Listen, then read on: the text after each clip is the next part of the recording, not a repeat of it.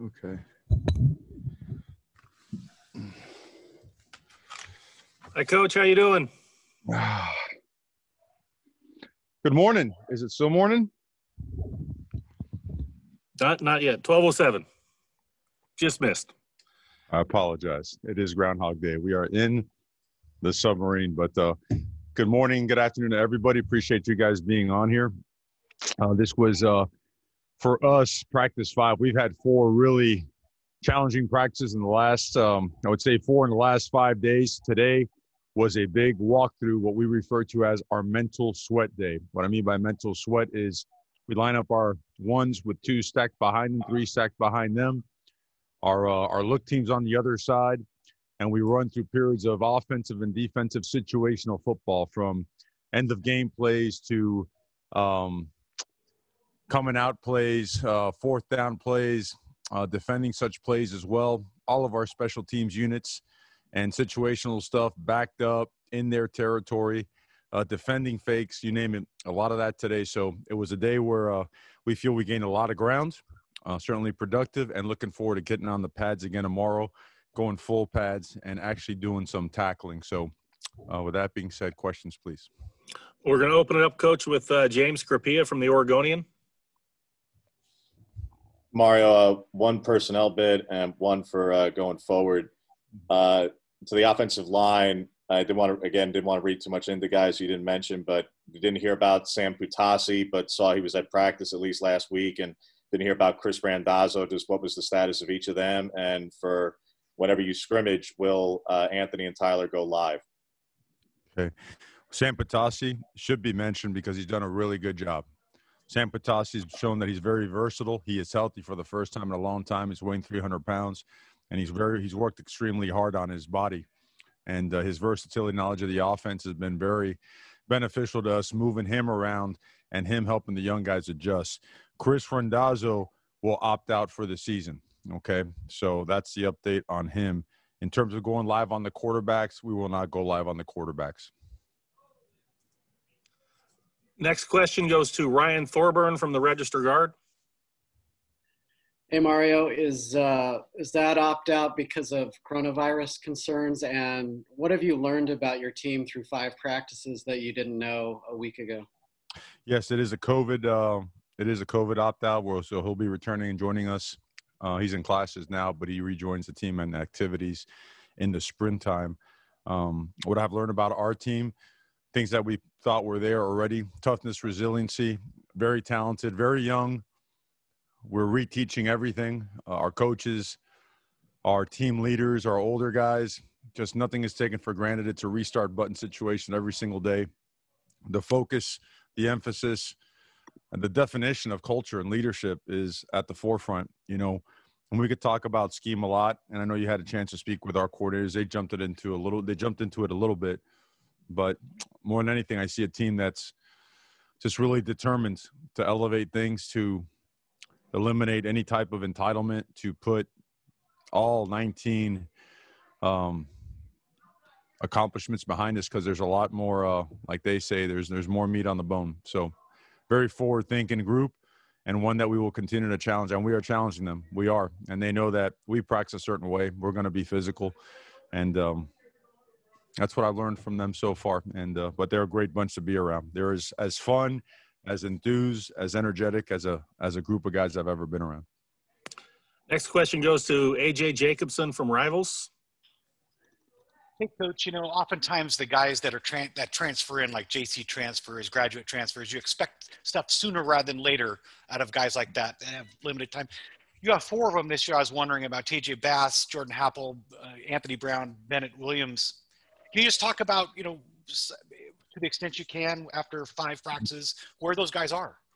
Yeah, no, that's a great point. You expect them, right? If you're going to try to bring a guy that's a grad transfer or a junior college player into your program, you're doing it because they already are physically mature, and you certainly want to target guys that are mentally mature, that from a cultural standpoint, they understand that they are joining a new family. They have to adapt. They have to come full way, full throttle to make it work. What have I seen from them so far? TJ Bass is going to be an outstanding football player. He is powerful. He's massive. He's smart, tough, diligent. All those things. Have been extremely impressed with him. I could say the same thing about the rest of the guys. We'll start with Anthony Brown. You know, you can imagine being a quarterback, coming off an injury like he did, getting here during the time that he did, not being able to rep with the football team, but yet to be where he's at from a schematic knowledge standpoint and function the way he is. It's a testament to him and his upbringing and his DNA. He's been excellent. Who else do we have? My man Happel. I mean, he kind of knows the defense a little bit, very comfortable with the calls. I think that he, besides experience, knowledge of the scheme, another guy that's made of the right stuff, you know, in the short time that he's been here. And, you know, you don't want to speak too much until guys have been here for a while, but everything I've seen lends to us believing that we have found ourselves a guy that's going to be a major contributor and a guy that fits in with the culture extremely well. All these guys are looking to fit in. I don't see anyone trying to take it over, make it about them. They're making it about the team. And Bennett Williams the same way. You know, Bennett was an extremely I guess he had a lot of accolades as a freshman when he was out playing in the Big Ten a little while back. And he flashes what we think is going to be one heck of a football player. Smart, really good tackler, great balance and body control, instincts, ability to play man, zone, good blitzer. Okay, good in coverage. All in all, just really, really pleased with those four guys. Next question, Eric Scopel from 247 Sports. Hey, Coach. First, an update on Samson, if he's made a determination there and if he's playing. And then secondly, James mentioned it, but when will the first scrimmage be and kind of what do you want to get out of that? Yeah, there's no update on Samson, but I'll get that to you when we do have an update. First scrimmage will be on Saturday. What will it entail? It'll entail everything. Our last bit of being able to play a full game type install takes place in tomorrow's practice. It will be a physical practice. You know, we will practice all those scenarios we mentioned earlier, short yardage and goal line and, you know, the tight red zone, some of the high red zone stuff as well, end it with 2 minute, and certainly come back on Friday and work some similar situations as well so that on Saturday we can play football, get everybody off the field, get our coaches up in the boxes, put on the headsets and play ball, call a game as if it was a live game. So that's going to be the scenario. Everybody will get repetitions. It'll be a large volume, I would say, from a play count standpoint, and we will grade it just like a game and certainly start just taking that next step towards the second week of camp. We look at this week as week 1 of camp plus the Friday, Saturday of last week. That's what we look at it as. We'll scrimmage again the following Saturday, and we'll probably have a mini scrimmage sort of so to speak on the Wednesday, 10 days leading up to the first game. Next question, Tyson Alger from The Athletic. Hey, Mario, you've known the Sewell family for quite some time now, and I think anybody who's talked to their dad and knows their dad knows that's kind of what makes them tick. But just having Noah in camp now and getting to know him a bit, like how is he different than Penny was, and maybe just some what you've noticed from him so far? Hard not to smile when you bring up that name, that family. Ironically, was on the phone last night with Arlene Sewell and Gabe Sewell, and all I told them, I guess the best way to summarize it, I said, well, I can give you confirmation. He's definitely a Sewell because he plays the game a certain way. He is he's what you want in a player, you know, a leader, you know, your own son, teammate. I mean, he's learning a lot, you know. Obviously, he doesn't have it all down yet. No freshman does, but physical, tough, explosive, relentless, wants to learn, eager to learn, owns up to a false read or a mistake in coverage or something like that. The expectations for him, you can't set him high enough because he has those for himself already. So can't wait to turn him loose tomorrow and watch him do what Sewells do. Next question goes to Matt Preem from 247 Sports. Hi, Mario. Curious, where does Logan Sogopalu fit within the offensive line and kind of the expectation of him coming off that mission? And then looking at TJ Bass, he had a wide range of schools that offered him various schematic teams, Washington State's air raid, your guys' offense. does that allow him maybe to play multiple spots? I was kind of surprised you included him as a tackle player. Yeah, no question. Those are two good questions. Logan fits in perfectly with what we do. Logan went on a mission, and Logan's a naturally big guy. And on his mission, he got a little bit bigger, but he was born to be big now. Okay, I mean, they talk about big bones.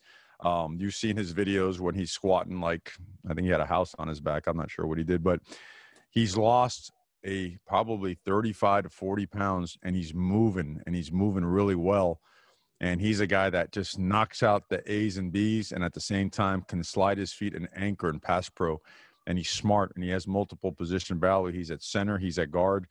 He's going to play this year. He's going to contribute. You know, he's in there. He's fighting along with all those other guys in the interior as we're trying to find the best mix. And I would love to say we've settled on what we're doing with those guys up front. Because of the type of season and dealing with, you know, the potential issues that COVID can bring, you need to get guys. You got to settle on a starting group, but you also got to make sure that you're prepared to handle anything. TJ Bass is, I guess, the best comparison. Reminds all of us of Shane Lemieux is what he is. And big, physical, explosive. He is not one of these push small guys. This guy's a legitimate, like, powerful, explosive, knock you back, finish you type of guys, but he's very talented because he's got great range, and that's why we've thrown him out there at tackle, which he's played in junior college, and he has excelled. He's excelled at left tackle. He's excelled at right tackle. We have a special player there. He reminds me of the guys that were just here, that just left, where I think if we threw him a ball today and said, hey, get in that center, I think we wouldn't skip a beat. So that's how much confidence we have in him. So, and the best part about it is the culture part, where he's to every meeting 10 minutes early. He's always staying late. So great addition to this program. Next up, James Kripia from the Oregonian. Mario, to go to some of your quarterback competitions in your coaching history, you had Wesley Carroll at FIU, but he sat and got to learn the offense before becoming the starter. You were at Alabama when Blake Sims held on to it when Coker came in, and everyone in that region thought Coker was going to get the job that year. Do you see anything analogous to your past quarterback competitions that you were on staffs with to the situation you're in now? You know, I've never thought of it that way. I may end up in some kind of scenario that I've experienced before, but I see two guys that are certainly ahead of the younger guys. I see a very talented young group of guys, and I think Saturday is going to be great for them. Just let them play. And I see two guys that are older, one with experience as having played live downs, and another one that has waited and sat behind a guy who's been unbelievable here and has played against a great defense, that are just they're really good players. You hate to really just go on and on about a quarterback that hasn't played in your system yet, and Coach Moorhead's offensive system, who's the guy's a great quarterback coach. I mean, the details of all he does is awesome. We just want to keep them hungry, keep them competing, and make them understand and feel like their competition is no different than the ones going on at left tackle or at, Mike linebacker. It's just, we do things a certain way. So we expect to find the right move, the right fit to move forward. Next question goes to AJ Jacobson from Rivals. Coach, I realize it's very early in camp and everything, but have any guys caught your eye, perhaps guys that we don't know that much about, have caught your eyes in these first 5 sessions? Yes. Actually, on the way in here, I was writing some things down, some guys I'd like to mention that are really important. I think some guys you know about, but they need to be mentioned. The leadership of Nick Pickett and Verone McKinley have been something that's really been special to watch, and it's got to continue to grow and improve, and it can never let up. I see Jamal Hill, Steve Stevens, really just jumping out on tape, understanding what they're doing, playing fast, making plays.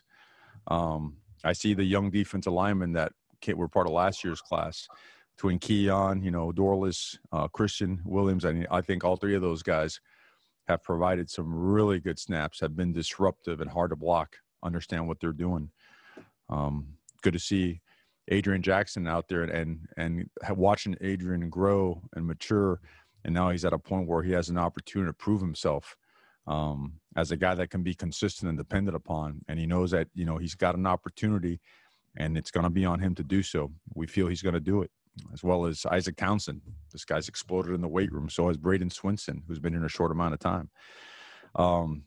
Love watching what Cyrus has done with his body, as well as Travis. CJ has taken another massive step in development. Cyrus and Travis look, man, these guys have changed, just gotten better and better. You guys talked to Alex Forsythe yesterday. He's the guy's natural leader, respected, loved by all those guys. It goes on and on. I think George Moore has taken a massive step as a player. I think the wide receiver room, just overall, under the tutelage of Brian McClendon, has been just one of the most impressive things that I've seen. The accountability, the level of toughness, the way those guys are being held to a standard where there is no wiggle room. So, I could go on and on and on. The young linebackers, all those guys we just talked about, Noah, but Justin Flo, Jackson LeDuc have been awesome under the leadership of Drew Mathis. So, guys, I'll stop with all that there because I'll go on and on and on. I wrote a lot of notes on the way in, but since you guys aren't here to see it, I want to provide you with some information. That's real. The kickers and the punters. I mean, that ball is now there's lift, there's consistency in hang time. There's consistency in ball placement, which helps your coverage teams. Dawood Davis, I can't say enough about him. Most unselfish guy I've ever seen. Handles a lot, manages a lot. Proud of him. Tough. I mean, in every sense of the word. So we got time for maybe one, two more, maybe. Let's go with Tyson Alger from The Athletic. With Flo and Sewell, they're obviously different positions than what Kayvon is, but they were similar talent levels coming in as freshmen. I mean, can you at all compare to just readiness-wise? I mean, obviously it would be kind of crazy to expect somebody to come out and have 8 or 9 sacks like Kayvon did last year, but you definitely saw with him last year, once it clicked for him, he was, either your best or second best defender on that roster last year, just because they're similar talents. Like where are they kind of on that spectrum? Well, KT had the benefit of going through the winter program, the fourth quarter program, spring ball. That's a lot.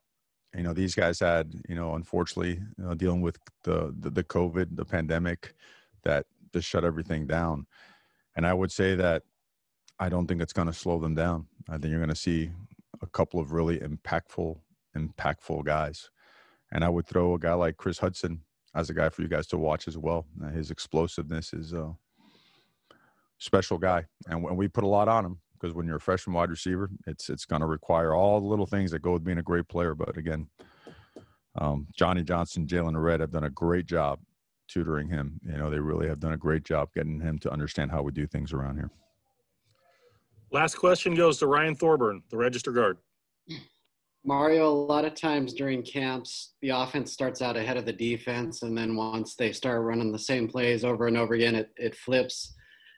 With so much newness on offense and such a talented, the list of talent you just mentioned on defense, is it kind of the opposite, or what have you seen from that competition back and forth so far?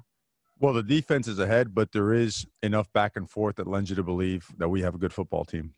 If it was an absolute just butt whooping every single day, that's when you're staying up at night because you're either phenomenal on one side or really poor on the other. You don't see that yet. The defense is definitely ahead. There's more maturity there.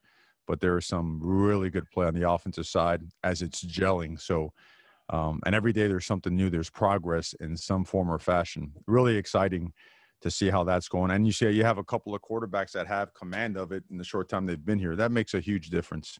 So, all in all, it's been a very competitive, a very physical, a very intense camp, and they've handled a lot.